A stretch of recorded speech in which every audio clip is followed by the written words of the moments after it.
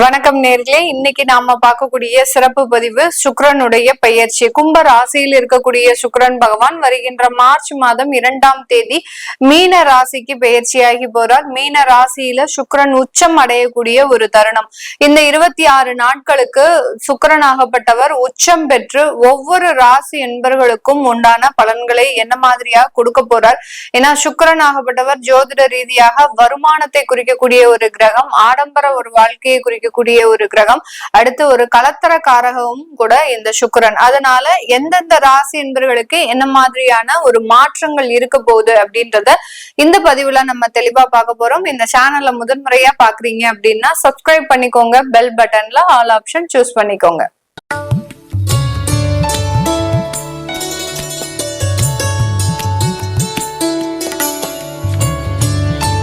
மிதுன ராசி என்பர்கள், மிதுன ராசியினுடைய அதிபதி புதனாக இருந்தாலும் கூட இந்த ராசி என்பர்கள் அதிகப்படியாக தன்னுடைய வாழ்க்கையில ஒரு ஆடம்பரமான ஒரு லக்ஸுரியான ஒரு வாழ்க்கையை எதிர்பார்க்கக்கூடியவர்கள் இந்த மிதுன ராசி என்பர்கள்.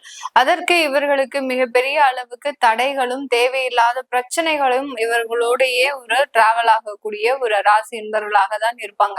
ஏன்னா ராசிக்கு 12ஆம் இடத்து அதிபதியாகப்பட்ட அந்த சுக்கிரனாகப்பட்டவர் எப்போதுமே இவர்களுக்கு தேவையில்லாத ஒரு ஸ்ட்ரகிள்ஸ், அதாவது ஒரு வருமானம் வரணும் அப்படின்ற இடத்துல பாத்தீங்கன்னா நிறைய ஒரு தடைகளை தாண்டிதான் அந்த வருமானத்தை வர வைக்கக்கூடிய ஒரு அமைப்பு அப்படின்றது இந்த மிதுன ராசி என்பர்களுக்கு இருக்கும். அதே சமயத்துல அந்த வருமானம் கடனாக அதிகப்படியாக வரக்கூடிய ஒரு ராசி என்பர்களும் கூட.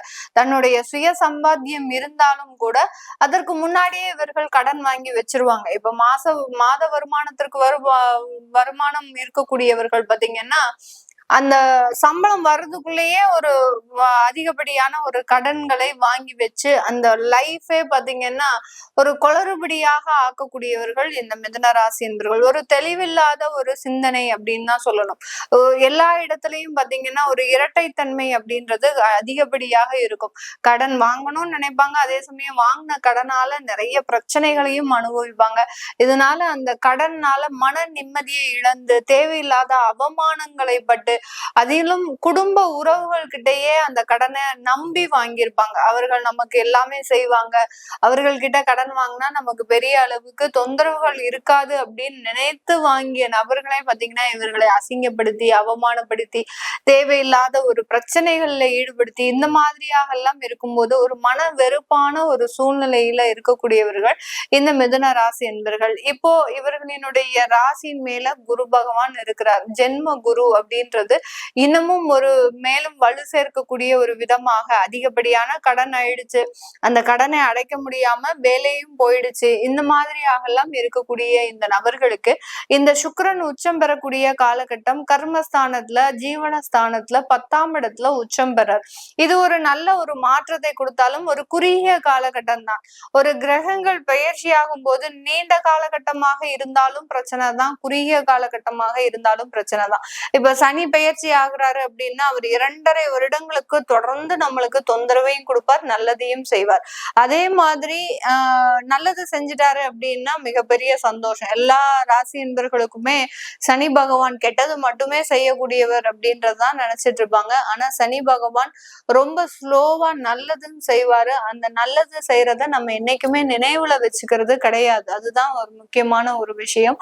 ஆனால் இந்த குறுகிய காலத்துல, அதாவது மாத கிரகங்களாக செயல்படக்கூடிய இந்த சுக்கிரன் எல்லாம் பாத்தீங்கன்னா திடீர்னு இருந்தாப்புல ஒரு அதிர்ஷ்டத்தை கொடுக்கும், திடீர்னு இருந்தாப்புல ஒரு கடனை கொடுத்துட்டு போயிடும்.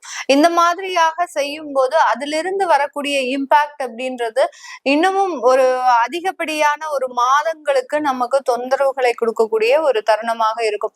நல்லது கொடுக்குறாரு அப்படின்னா ஒரு மாசம் மட்டும் நம்மளுக்கு நல்லதை கொடுத்தா பத்தாது. நம்மளுக்கு எப்போதுமே எல்லா ராசி என்பவர்களுக்குமே பாத்தீங்கன்னா நல்லது ஒரு 10 வருடமாவது இருக்கணும், கெட்டது ஒரு வாரம் 10 நாளைக்கு மேல இருக்கக்கூடாது. அப்படி இருந்துச்சு அப்படின்னா நான் தான் இருக்கிறதுலயே மோசமான ராசி, என்னை மாதிரியான ராசி என்பவர்கள் உலகத்துல வேற யாருமே கிடையாதுன்னு 12 ராசி என்பவர்களுமே சொல்லுவாங்க. அந்த அளவுக்கு அந்த கெட்டதுலதான் இவர்களுக்கு எல்லா ராசி என்பவர்களுக்குமே ஒரு பிடித்தமான ஒரு விஷயம் அப்படின்றது இருக்கும். நல்லதை எப்போதுமே மறந்துடுவாங்க. அதுதான் அவர்களுக்கு இருக்கக்கூடிய ஒரு அமைப்பு அப்படின்றது. இதுல இந்த மிதுன ராசி என்பவர்களுக்கு இந்த காலகட்டம் ஒரு மிகப்பெரிய ஒரு மாற்றத்தை கொடுக்கறதுக்கு தயாராக இருந்தாலும் இருந்தாலும் அந்த ஜென்ம குருவாக இருக்கக்கூடியவர் சில விஷயங்கள்ல இவர்களுக்கு தடைகளை கொடுத்துக்கிட்டே இருப்பார். கடன் அடைக்கிறதுக்கு வருமானம் வந்தாலும் அந்த வருமானம் வேற ஏதோ செலவுகளுக்கு போகக்கூடிய ஒரு தருணமாக இருக்கும். இப்போ நீங்க ஹோம் லோனே கொடுக்குறீங்க அப்படின்ற பட்சத்துல ஹோம் லோன் அடைக்கிறதுக்கு நீங்க அதற்குண்டான சில விஷயங்களை செய்தீங்க அப்படின்னா அந்த ஹோம் லோன் அடைக்கக்கூடிய டயத்துல அங்க ஏதாவது மருத்துவ செலவுகள் வரும், இல்ல குழந்தைகளுக்கு படிக்க வைக்கிறதுக்காக அங்க ஏதாவது உங்களுக்கு ஒரு செலவுகள் வரும், இல்ல உங்களுடைய பெற்றோர்களுக்கு உண்டான செலவு. இப்படி அந்த செலவுகளை நீங்க உங்களுடைய லிஸ்ட்லயே இருந்திருக்காது. நம்மளுடைய சினிமா படத்துல வர மாதிரி, முதல்வன் படத்துல வர மாதிரி, மணிவண்ணன் சார் சொல்ற மாதிரி இது நம்ம லிஸ்ட்லயே இல்லையப்பா அப்படின்ற மாதிரியாக உங்களுடைய லிஸ்ட்ல இல்லாத செலவுகளை கொடுக்கக்கூடியதுதான் இந்த ஜென்ம குரு. இப்படிப்பட்ட இந்த ஜென்ம குரு இருக்கக்கூடிய காலகட்டத்துல 10ஆம் இடத்துல அந்த சுக்கிரனாகப்பட்டவர் உச்சம் பெறார். உச்சம் பெறக்கூடிய அந்த சுக்கிரன் நம்மளுக்கு வருமானத்தை கொடுப்பாரா? கண்டிப்பாக கொடுப்பார்.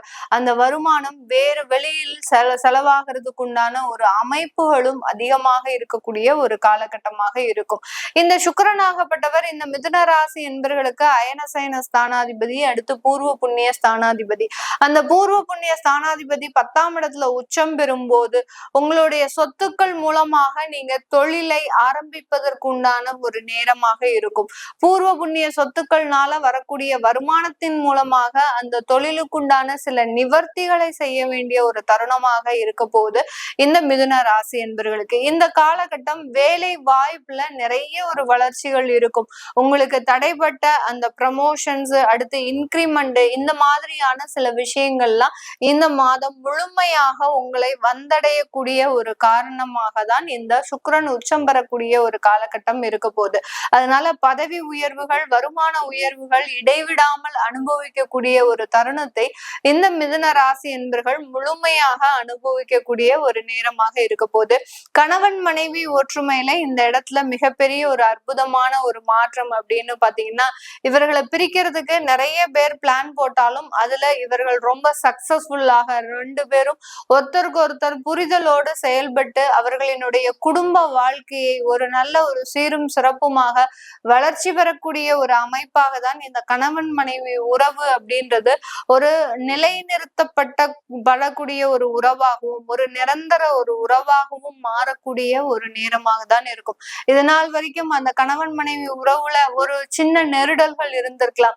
என்னைக்கோ நம்ம பிரிஞ்சு போயிடுவோமோ, யாராவது பிரச்சனை பண்ணி நம்மளால பிரிய வேண்டிய ஒரு சூழ்நிலை வந்துருமோ அப்படின்னு ஒரு சின்ன ஒரு பயம் இருந்தாலும் இந்த மாதத்துல இருந்து அந்த மாதிரியான சில பயம், அடுத்து பாத்தீங்கன்னா இந்த மாதிரியான சில நெருடல்கள் எல்லாம் விலகக்கூடிய ஒரு மாதமாக தான் இந்த சுக்கிரன் உச்சம் பெறக்கூடிய ஒரு காலகட்டம் மிக அற்புதமான ஒரு மாற்றத்தை இந்த கணவன் மனைவி உறவுல ஒரு ஸ்ட்ராங்கான ஒரு விஷயத்தை ஏற்படுத்தக்கூடிய ஒரு தருணமாக இருக்கும்.